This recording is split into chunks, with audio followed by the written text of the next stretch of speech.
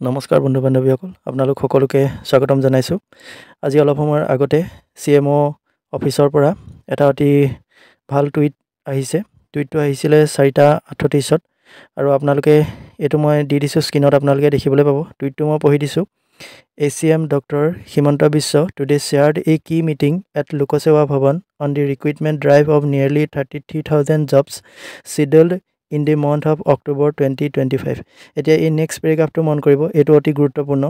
The meeting reviewed the progress of the process, result declaration and issued necessary directions to expedite the process. Expedite মানে হৈছে দ্ৰুত কৰা মানে এই result দিয়া প্ৰসেসটো দ্ৰুত কৰিবৰ বাবে তেখেতে নিৰ্দেশনা দিছে মানে আমাৰ যিমানবোৰ বিভাগ আছিল এডিআৰই হক আসাম পুলিচ হক আমাৰ শিক্ষা বিভাগৰ স্বাস্থ্য বিভাগৰ যিমান এতিয়া অক্টোবৰ মাহত 33,000 জবস যিখিনি দিম বুলি তেখেতে কৈছিল এই সকলোৰে ৰিজাল্ট দিয়াৰ ক্ষেত্ৰত দ্ৰুত পদক্ষেপ লবলৈ আজি এই মিটিংখনত তেখেতে ডাইৰেকশন দিছে মানে নিৰ্দেশনা দিছে গতিকে এটো আমাৰ কাৰণে অতি ভাল খবৰ এনেকুৱা ধৰণৰ আপডেটছবোৰ আহি থাকিলে আসলতে ভাল লাগে যেহেতু এই ক্ষেত্ৰত আমাৰ বহু দিন হ'ল একো খা খবৰ পোৱা নাছিল গতিকে আজি টুইটটো লাভ কৰি যথেষ্ট ভাল লাগিছে মানে মুখ্যমন্ত্ৰী ডাঙৰীয়া যেতিয়া ৰিজাল্ট ডিক্লেৰেচনৰ কাৰণে সোনকালে তেওঁলোকক ব্যৱস্থা গ্ৰহণ কৰিবলৈ লৈছে কৈছে গতিকে সকলো বিভাগৰে অতি সোনকালে ৰিজাল্ট সমূহ ঘোষণা হ'ব আৰু আমাৰ শিক্ষা বিভাগৰ মানে জিটিবিজিটি যেহেতু ৰিজাল্ট ঘোষণা কৰিবলগীয়া নাই ফাইনেল মেৰিট লিষ্ট প্ৰকাশ কৰিবলগীয়া আছে গতিকে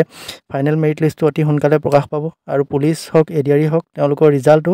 অতি সোনকালে প্ৰকাশ পাব যেহেতু আজি মুখ্যমন্ত্ৰী ডাঙৰীয়াই এখন গুৰুত্বপূৰ্ণ মিটিং কৰিছে আৰু তেওঁলোকক সকলোকে ডাইৰেকশন দিছে সকলো বিভাগকে আৰু ইয়াতে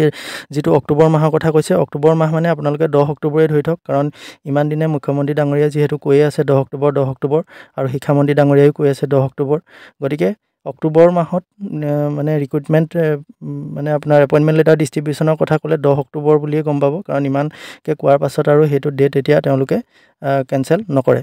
গতিকে আজি ভিডিওটো ইমানেই আছিল ভিডিওটো যদি ভাল পালে নহলে আগলৈও এনে ধৰণৰ তথ্যসমূহ পাই থাকিবৰ বাবে চেনেলটো সাবস্ক্ৰাইব কৰি ল'ব পাৰে ধন্যবাদ